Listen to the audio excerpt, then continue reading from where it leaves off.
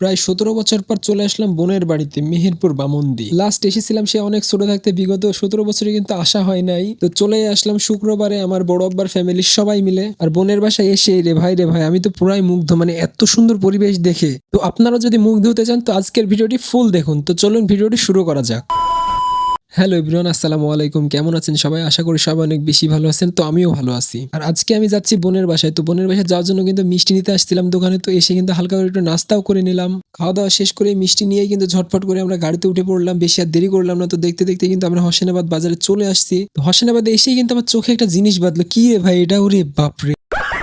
আচ্ছা, সে যে যাই হোক আমি আমার কাজে যাই যেখানে যাচ্ছিলাম। যাই হোক, তারপরে কিন্তু ফাইনালি দেখতে দেখতে আমরা চলে আসলাম মোত্রাপুরের। এটা হচ্ছে মশার রোড, আপনারা চিনবেন যারা এসেছেন। জানি না, এই রাস্তাগুলো আমার কাছে একটু বেশি ভালো লাগে, বেশি মানে অনেকটাই ভালো লাগে, এমন খোলা পরিবেশ। আর বিশেষ করে আমি তো অনেক জায়গায় বেশিরভাগ সময় ঘুরি যতটুকু পারি। তো আমি যেখানেই ঘুরি না কেন সেখানে কিন্তু আমি একটু ভিডিও ফুটেজ নেওয়ার চেষ্টা করি। আসলে ভিডিও করতে আমার একটু বেশি ভালো লাগে। তো এর মাঝে কিন্তু আমরা চলে এসেছি ডাঙ্গের বাজার। আর এটা হচ্ছে কি আদাবাড়িয়া রোড। আদাবাড়িয়া রোডেও কিন্তু অনেক সুন্দর সুন্দর জায়গা রয়েছে। ইনশাল্লাহ দেখা হবে কোনো ভিডিওতে সেটাও। আর বিশেষ করে ডাঙ্গের বাজারে যখন আসছিলাম, আজ থেকে 10 দিন আগে আসছিলাম মনে হয়। তো তখন রাস্তা যে পরিমাণ ভাঙা ছিল, কিন্তু রাস্তার এখন কাজ চলতেছে, ইনশাল্লাহ ভালো হয়ে যাবে কদিন পরে। আপনারা দেখতেই পাচ্ছেন এই রাস্তাগুলো কিন্তু নতুনই করা হচ্ছে। এটা হচ্ছে প্রাগপুর বাস স্ট্যান্ড। সরি দুঃখিত, এটা বাস স্ট্যান্ড হবে না, এটা বাস টার্মিনাল হবে প্রাগপুর। তো এখন আমরা প্রাগপুর অতিক্রম করে কিন্তু কাদিপুর ব্রিজের উদ্দেশ্যে আমরা চলে যাচ্ছি। আপনারা কাদিপুর ব্রিজ কারা এসেছেন অবশ্যই তা কমেন্টস করে জানাবেন। আর এখন বর্তমানে আছি ধর্মদয়। এই এলাকাটাও কিন্তু দারুণ সুন্দর। হায় রে, গ্রাম তো আমার অনেক বেশি ভালো লাগে। আর একটু সামনে গেলেই তো মেহেরপুর জেলাও কিন্তু অনেক উন্নত। আমি গিয়েছি মেহেরপুর, যখন গিয়েছিলাম মেহেরপুরের মানুষজনও কিন্তু অনেক ভালো। তো মেহেরপুর কথা বলতে বলতে কিন্তু ফাইনালি কিন্তু মেহেরপুরে প্রবেশ করে ফেললাম। তো এটাই হচ্ছে কাদিপুর ব্রিজ। তো এখান থেকে কিন্তু মেহেরপুর বামন্দি শুরু, এখান থেকে কিন্তু দৌলতপুর উপজেলা শেষ।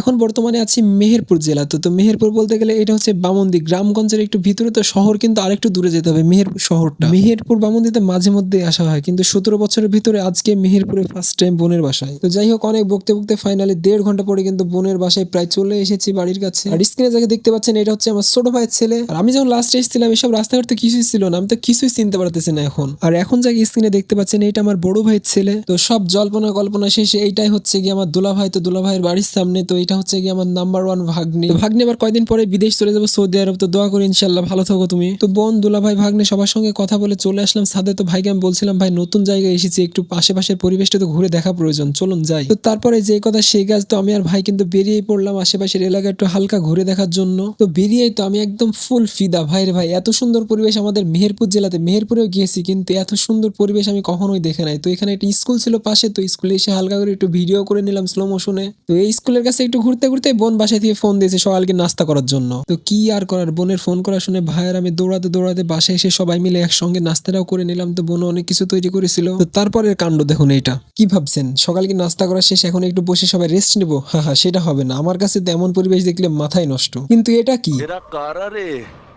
বিশ্বাস করেন ভাই, কসম করে বলতেছি আমি চিনি না। আমার ক্যামেরা ধরা দেখে ও হা করে আমার দিকে তাকাইছিল। তো আমি কি করবো বলুন? তো যাই হোক, তো আজারের কথা বাদ। তো আমি যেটা বলতেছিলাম, দেখছেন ভাই পরিবেশটা দেখুন, আমার তো মাথায় পুরাই কাজ করতেছে না। আর এমন পরিবেশ দেখলে আমি তো কি বলবো, আর মানে আমার সেন্সই থাকে না। আমি এখনো পর্যন্ত নাটোর, রাজশাহী, চাপায় যত জায়গায় ঘুরছি, তো তার মধ্যে এটাও কিন্তু অন্যতম একটা জায়গা। তোমাদের বাসা কোথায়? তোমাদের বাসা কোথায়? এই কাছেই? জায়গাটা সুন্দর তো এখানে অনেক। এখানে ছোট বাচ্চাদের সঙ্গে কথা বলে কিন্তু পরিবেশের মতোই কিন্তু সুন্দর লাগলো। আসলে পরিবেশের মতোই কিন্তু বাচ্চারাও কিন্তু সুন্দর। আপনারা স্ক্রিনে দেখতে পাচ্ছেন আশেপাশের পরিবেশটা কতটা নিস্তব্ধ এবং সুন্দর। তো আশেপাশে কিন্তু তেমন কোনো মানুষই ছিল না। তো ভাই ছিল, আমি ছিলাম, আর ওই বাচ্চাগুলো ছিল। তো অনেকক্ষণ কিন্তু দাঁড়াইছিলাম, তো ভালোই লাগছিল অনেক। তো তারপরেই কিন্তু বাইক নিয়ে আমরা আবার সামনে দিয়ে চলে গেলাম। আরো অনেক সুন্দর সুন্দর জায়গা ঘুরবো বলে তো ভাইকে দিয়েছিলাম গাড়িটা চালাই। আমি চালাইলে আবার ভিডিও করবে কি, এই জন্য ভাই চালাচ্ছিল। তো আমি আপনাদেরকে সাজেস্ট করবো, যদি কখনো মেহেরপুর জেলায় আসেন অবশ্যই মেহেরপুর জেলার বামন্দি গ্রামে আসবেন, আপনারা ঘুরে যাবেন। এই পরিবেশগুলো কিন্তু অসম্ভব সুন্দর। সত্যি আমাদের সবুজ শ্যামলে ভরা বাংলাদেশ অতুলনীয় সুন্দর। আমরা যদি না ঘুরি সেটা কিন্তু কখনোই বুঝতে পারবো না। তো এই জন্য আমাদেরকে জানতে হলে, দেখতে হলে ঘুরতে হবে প্রচুর পরিমাণে। মেহেরপুর জেলার বামন্দি গ্রামের রাস্তাঘাট কিন্তু আসলেই অনেক সুন্দর। আর এখানে এসে দেখলাম প্রত্যেকটা বাড়িতে হাঁস, মুরগি, গরু, ছাগল প্রত্যেকটা বাড়িতেই কিন্তু রয়েছে। আর এখানে প্রত্যেকটা বাড়িরই কিন্তু মাঠে চাষাবাদের জমি রয়েছে। তো তাদের বেশিরভাগ ফসলই কিন্তু তাদের সেই নিজ মাঠ থেকেই আসে। তো ভিউয়ার্স, তো অনেক ঘোরাঘুরি, অনেক আজাইরা পেঁচাল পাড়া হলো। তো বোন ফোন দিচ্ছে বাসায় রান্না রেডি হয়ে হয়ে গেছে। তো বাসায় এসে দেখি বোন রান্না করে সব টেবিলে একদম রেডি করে রেখে দিয়েছে।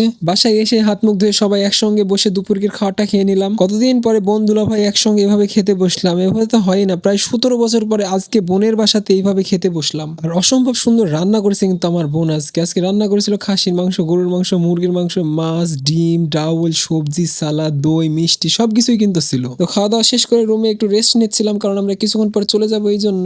আর এটা কোনো কথা, দুলাভাইয়ের থেকে শালাই 1.5 হাত লম্বা, এটা কোনো কথা? হায় রে। তো ভিউয়ার্স, তো ভিডিওটি কেমন লাগলো? ভিডিওটি ভালো লাগলে অবশ্যই লাইক, কমেন্ট এন্ড শেয়ার করবেন। তো দেখা হচ্ছে পরবর্তী ভিডিওতে। সে পর্যন্ত সবাই ভালো থাকুন, সুস্থ থাকুন। আল্লাহ হাফেজ, টাটা, বাই বাই, আসসালামু আলাইকুম।